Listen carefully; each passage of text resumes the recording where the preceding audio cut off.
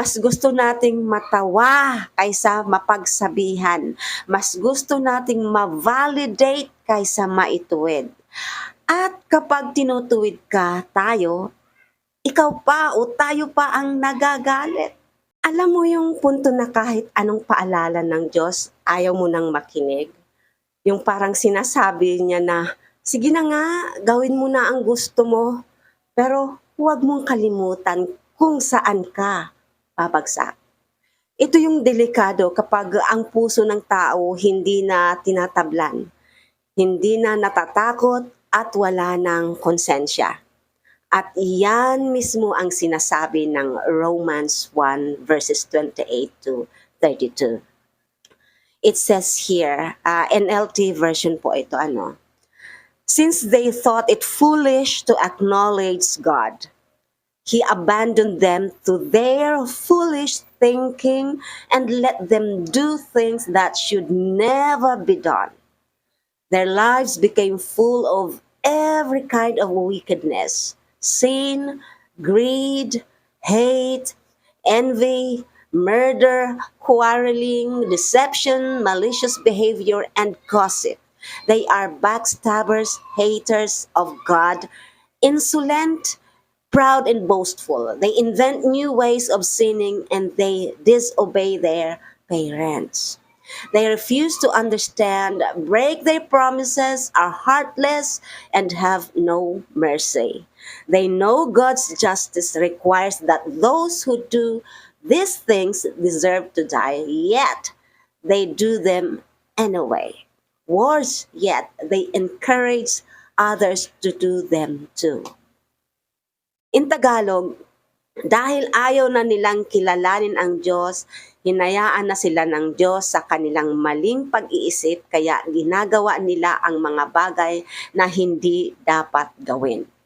Naging puno ang kanilang buhay ng lahat ng uri ng kasamaan, kasakiman, puot, inggit, pagpatay, panlilinlang, chismis, at paninirang puri. Mga mapagmataas sila, mapagmalaki, lumalaban sa Diyos at hindi marunong sumunod sa magulang. Wala silang pangunawa, walang awa, at walang puso. Alam nilang mali at karapat-dapat parusahan, pero ginagawa pa rin nila at hinihikayat pa ang iba. Grabe, di ba? Hi everyone, welcome to Marisol Templo Talks. This channel is all about real talk, current events, and everyday life, grounded in faith, family, and truth. Dito, open po tayong pag-usapan ang mga isyung may kabuluhan at makakatulong sa paghilom, pagbangon, at paglago natin sa totoong buhay. Yung reality, mga kapatid, mga mahal kong manonood, hindi biglaan ang pagtalikod ng Diyos sa tao. Paulit-ulit siyang kumakatok, paulit-ulit siyang nagpaparamdam. Pero kapag lagi mong sinasabing wala akong pakialam, gusto ko yung gusto ko, darating ang oras na sasabihin ng Diyos sa iyo, sige, gagalangin ko ang kalayaan mo, pero huwag mong kalimutan ang kabayaran ng kasalanan. Ang problema ngayon, napalitan na ng entertainment ang conviction. Sama, di ba? Mas gusto nating matawa kaysa mapagsabihan. Mas gusto nating ma-validate kaysa maituwid. At kapag tinutuwid ka, tayo, ikaw pa o tayo pa ang nagagalit. Hindi na ito simpleng kasalanan lang. Ito na yung panahon na ang mali ay ipinagmamalaki na. At yung tama tinatawanan at tinutuligsa. Pero tandaan mo ito, God's silence is not His approval.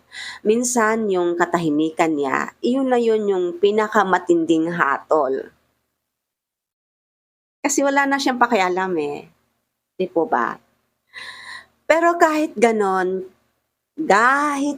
kabigat ang kasalanan natin ng mga tao, ang awa ng Diyos hindi pa rin nagbabago. Buhay ka pa, buhay pa tayo, nakakapakinig ka pa. Ibig sabihin may pag-asa pa. Hindi niya gusto ang kaparusahan mo ninyo, pero gusto niya ang pagbabalik mo. Ang tanong, handa ka pa bang makinig bago ka tuluyang mawalan ng pandinig sa tinig ng Diyos? Handa ka bang makinig?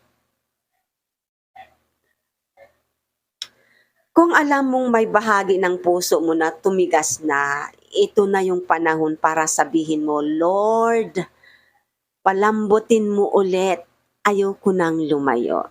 Dahil sa huli, walang panalo sa taong lumalaban sa Diyos. Opo, wala. Pero may bagong simula sa pusong marunong magsisi. Ano po? Hindi mo kailangang hintayin na iwan ka ng Diyos. Ang kailangan mo lang bumalik bago pa mahuli ang lahat. So, magandang araw po sa inyo lahat, and I hope na tumama at pumasok sa puso at isipan nyo ang mensahe ng Panginoon, ang vlog na ito. At sa mga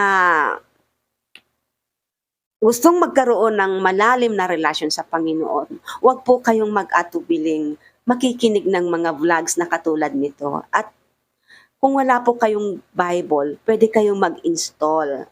Marami po yan, libre lang online. Ano po?